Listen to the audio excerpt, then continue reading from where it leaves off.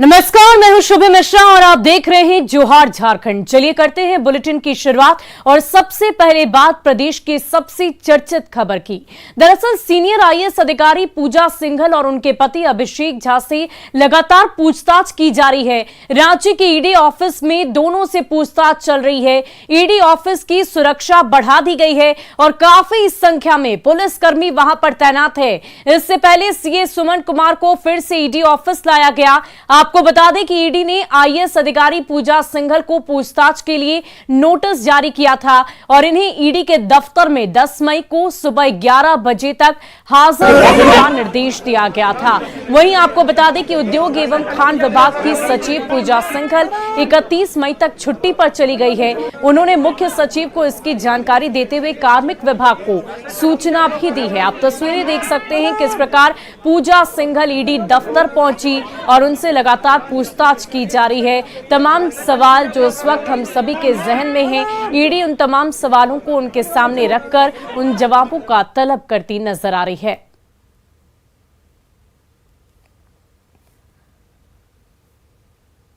और रांची के ईडी दफ्तर में आईएएस पूजा सिंघल और अभिषेक झा से पूछताछ जारी है। सुबह 11 बजे से ईडी की टीम लगातार पूछताछ कर रही है और इसी बीच पूजा सिंघल और अभिषेक झा के लिए घर से खाने का भी इंतजाम किया गया।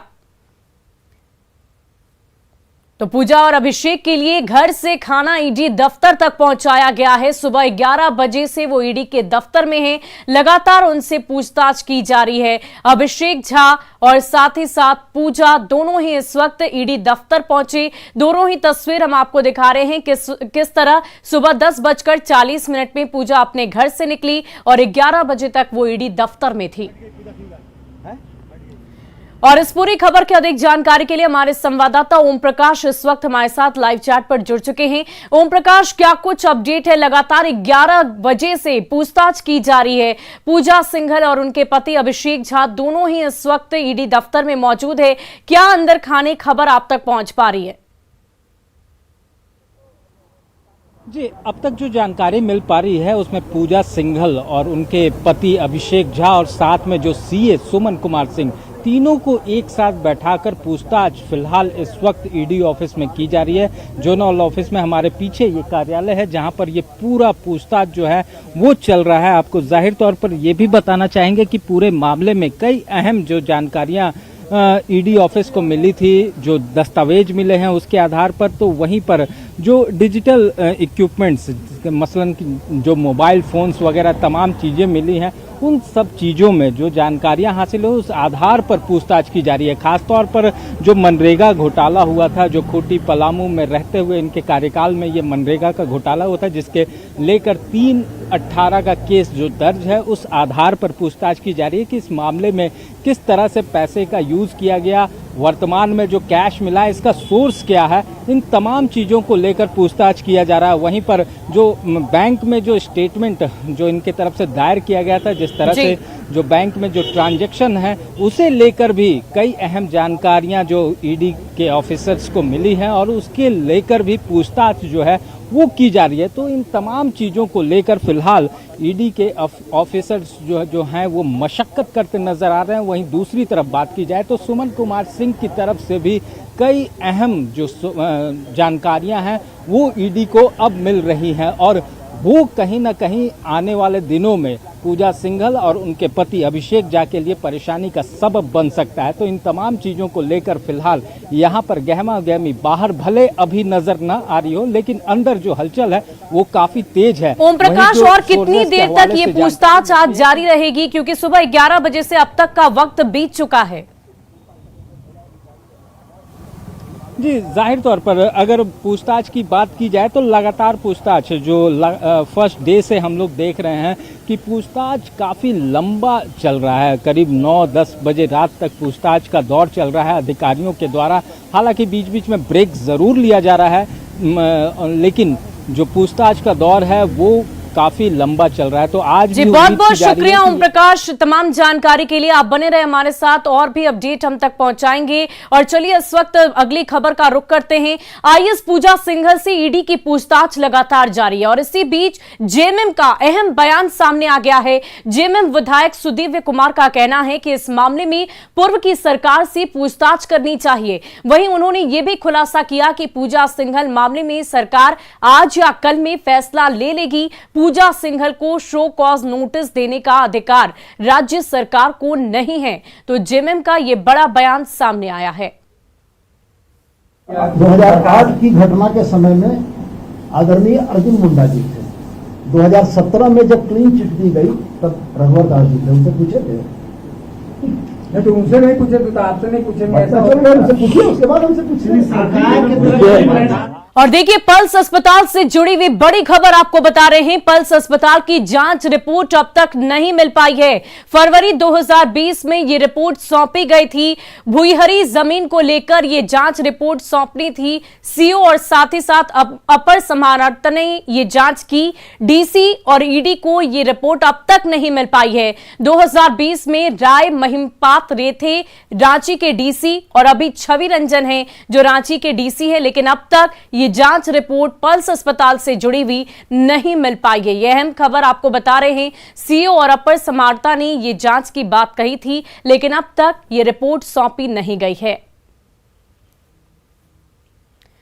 वहीं केंद्रीय जांच एजेंसी ईडी ने एक और बड़ी कार्रवाई की है। सीए सुमन कुमार की 4 कार को जब्त कर लिया गया है। 4 आईएएस पूजा सिंघल के पति के चार्टर्ड अकाउंटेंट सुमन कुमार की ये 4 कारें जब्त की गई है। उस चारों कार के खरीदारी से संबंधित दस्तावेजों को मांगने पर पैसों से संबंधित लेन देन को माना जा रहा है और ये संदिग्ध हालत में है और इसी को लेकर लगातार पूछताछ भी की जा रही है। लिहाजा उससे जुड़ी इनपुट को भी खंगाला जा रहा है। ईडी के सूत्र के मुताबिक किसी अन्य अधिकारी या कोई अन्य शख्स द्वारा ये कार उन्हें दी गई है और उसका पेमेंट भी किसी और ने ही किया है। मामले की गंभीरता को देखते हुए विस्तार से इसे जांच के लिए रखा गया है और सूत्र के मुताबिक एक महंगी जगुआर कार को भी जब्त किया गया है। तो कुल मिलाकर 3 कार जब्त की गई है सीए सुमन के घर से, जिनके घर से 19 करोड़ रुपए जब्त किए गए। उन्हीं के घर से ये 3 गाड़ियां भी जब्त की गई है।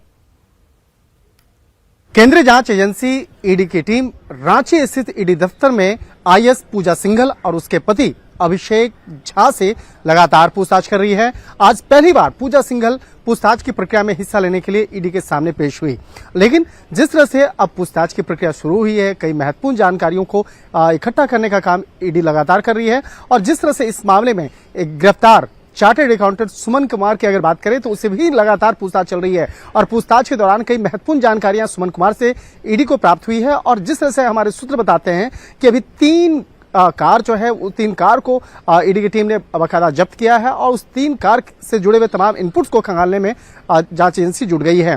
तीनों कार के बारे में बताया जा रहा है कि तीनों कार जो, जिसमें कि एक जगुआर कार भी है जो काफी महंगी कार है, तो वो तीनों कार क्या सुमन कुमार ही ने खरीदा था, क्या अपने नाम से खरीदा था या उसको कहीं से पैसा दिया गया था उस कार को खरीदने के लिए या किसी ने उस कार को उसे दिया था। तो इन तमाम मामलों पर विस्तार से तफ्तीश किया जा रहा है। जिस तरह से चार्टर्ड अकाउंटेंट सुमन कुमार के पास ये 3 कार बरामद हुई, 3 कार को जब्त करके आगे की जो प्रक्रिया है उसको आगे अंजाम दिया जा रहा है। निश्चित तौर पे कहा जा सकता है कि आने वाले वक्त में इस मामले में कई और बड़े खुलासे हो सकते हैं। अगर आईएएस पूजा सिंघल की बात करें तो उससे कई महत्वपूर्ण मुद्दों पर बातचीत की जा रही है, जिसमें कि खास तौर पर उसका और इसके साथ साथ उसके पति अभिषेक झा से जुड़े हुए तमाम जो चल संपत्ति, अचल संपत्ति, उसके बारे में जानकारी मांगी जा रही है। इसके साथ साथ उसके जो परिवार में कौन कौन से कितनी उसकी आमदनी है उससे संबंधित जानकारी मांगी जा रही है, उसके तमाम एसेट्स के बारे में जानकारी ली जा रही है और जिस तरह से सुमन कुमार के पास से करोड़ रुपया बरामद हुआ था तो उसके साथ में किस तरह से उसके संबंध रहे हैं, इन तमाम मामलों पर विस्तार से पूछताछ की जा रही है।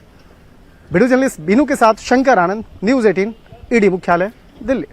और खदान लीज मामले में मुख्यमंत्री हेमंत सोरेन ने चुनाव आयोग से जवाब के लिए वक्त मांगा है। सूत्रों के मुताबिक मुख्यमंत्री ने 30 दिन का वक्त मांगा है। सीएम की तरफ से यह बताया गया कि मां की बीमारी की वजह से वो नोटिस का अध्ययन नहीं कर पाए हैं। मां के इलाज के सिलसिले में हैदराबाद में रहने के चलते उन्हें समय नहीं मिल पाया। बता दें कि चुनाव आयोग ने इस मामले में हेमंत सोरेन को नोटिस भेजकर 10 मई तक अपना पक्ष रखने को कहा था। मुख्यमंत्री हेमंत सोरेन पर आरोप है कि उन्होंने मुख्यमंत्री रहते अपने नाम पर खनन पट्टा आवंटन कराया। चुनाव आयोग ने इस मामले में बीते 3 मई को मुख्यमंत्री हेमंत सोरेन को नोटिस भेजा। नोटिस में चुनाव आयोग ने कहा कि उनके पक्ष में खदान का पट्टा जारी होने के एवज में क्यों ना उनके खिलाफ कार्रवाई की जानी चाहिए। चुनाव आयोग ने यह भी कहा है कि प्रथम दृष्टया ये लोक प्रतिनिधित्व अधिनियम 1951 के धारा 9A का उल्लंघन प्रतीत होता है। मुख्यमंत्री हेमंत सोरेन को अपना पक्ष रखने के लिए 10 मई तक का वक्त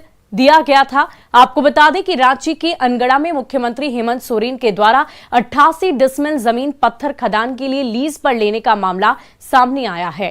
पूर्व मुख्यमंत्री रघुवर दास ने इस मामले का खुलासा करते हुए मुख्यमंत्री के साथ साथ खनन मंत्री होने के बावजूद अपने नाम पर खदान लीज लेने के मामले को पद का दुरुपयोग बताया था। साथ ही ये भी कहा कि ये लोक प्रतिनिधित्व अधिनियम 1951 की धारा 9A के दायरे में आता है। इसके तहत मुख्यमंत्री हेमंत सोरेन की सदस्यता को रद्द कर देना चाहिए। लेकिन अब सवाल तो यह भी है कि अब आगे क्या कुछ हो सकता है। चुनाव आयोग टाइम पिटीशन को स्वीकार कर सकता है। इसके साथ साथ सीएम हेमंत सोरेन को 30 दिनों का और वक्त भी दिया जा सकता है। चुनाव आयोग की तरफ से सदस्यता रद्द करने की तरफ कदम भी बढ़ाए जा सकते हैं और इसके अलावा ईसी राजभवन को सदस्यता रद्द करने की जानकारी भी देगा। हेमंत सोरेन कोर्ट का दरवाजा खटखटा सकते हैं और टाइम पिटीशन की वजह बताते हुए गुहार भी लगा सकते हैं। तो अब आगे क्या कुछ हो सकता है, इसकी पूरी जानकारी हमने आपको दी। टाइम पिटीशन की वजह से हेमंत सोरेन को और 30 दिनों का वक्त दिया जा सकता है या फिर उनकी सदस्यता रद्द की जा सकती है। और इधर इरफान अंसारी ने चुनाव आयोग पर बीजेपी के दबाव में काम करने का आरोप लगाया है। इरफान ने दावा किया कि हेमंत ने सीएम बनने से पहले ही माइंस लिया था। वहीं उन्होंने बीजेपी पर सरकार को अस्थिर करने का आरोप लगाया।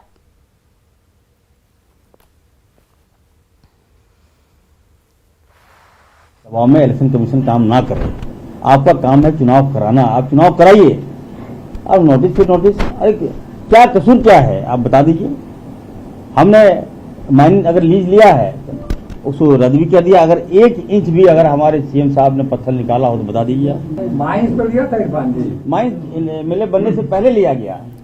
और झारखंड के मुख्यमंत्री हेमंत सोरेन के खनन पट्टे से जुड़े मसले पर केंद्रीय चुनाव आयोग किस तरह की कार्रवाई कर सकती है, इस मसले पर पूर्व मुख्य निर्वाचन आयुक्त रहे एसवाई कुरैशी ने न्यूज 18 से बातचीत की। एसवाई कुरैशी का मानना है कि पूरा मामला निर्वाचन आयोग के विवेक पर है।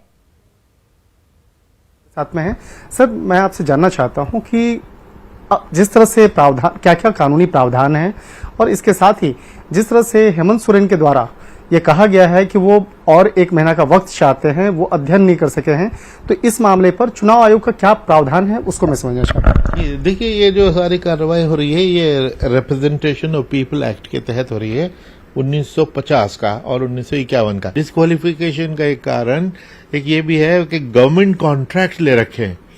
तो अगर आपने किसी से गवर्नमेंट से कोई कॉन्ट्रैक्ट ले रखा है, फाइनेंशियल उसमें ट्रांजैक्शन होने वाली है, तो आप तो गवर्नमेंट के बिल्कुल ही ताबेदार हो गए, तो वो भी डिस्क्वालिफिकेशन का कॉज बनता है। आम बोलचाल की भाषा में कि जिस तरह से उन्होंने कहा कि भाई मुझे 1 महीने का और वक्त चाहिए क्योंकि हम पढ़ नहीं पाए नोटिस, तो क्या ऐसे में अतिरिक्त समय दिया जा सकता है या नहीं दिया जा सकता है? देखिए, ये कितना समय दिया जाएगा कितना नहीं, ये टोटली इलेक्शन कमीशन का डिस्क्रेशन है।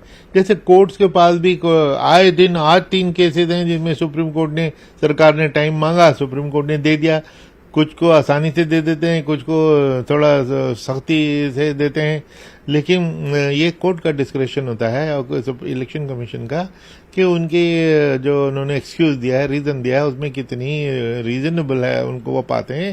तो और हो सकता है 1 महीने का नहीं, वो कहेंगे 1 हफ्ते के अंदर दो, लेकिन ये सारा डिस्क्रिप्शन है इलेक्शन कमीशन का। टाइम मांगना रूटीन एक्टिविटी है, को अदालतों से टाइम पिटिशनर या रिस्पोंडेंट मांगते रहते हैं, और ये टोटली कोर्ट का डिसीजन होता है कि वो कितना रीजनेबल रिक्वेस्ट है। अगर वो देखेंगे भाई इतना सीरियस गंभीर मामला है और 1 महीना काहे के लिए चाहिए आपको, आप 3 दिन में दीजिए, 5 दिन में दीजिए, 10 दिन में दे दीजिए। तो जो ये इस पे फैसला इलेक्शन कमीशन का पूरा उनका डिस्क्रेशन है, और कोई इसमें कोई प्रेसिडेंट निकालने का कोई फायदा नहीं है। से बात करने के लिए बहुत बहुत शुक्रिया।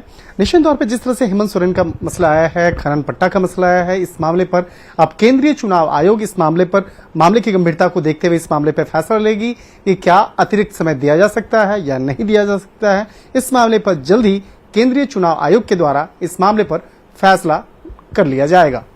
वीडियो जर्नलिस्ट बीनू के साथ शंकर आनंद, न्यूज़ 18। और देखिए, धनबाद से आपको बड़ी खबर बता रहे हैं। चाल धंसने से 3 मजदूरों की मौत की खबर सामने आई है।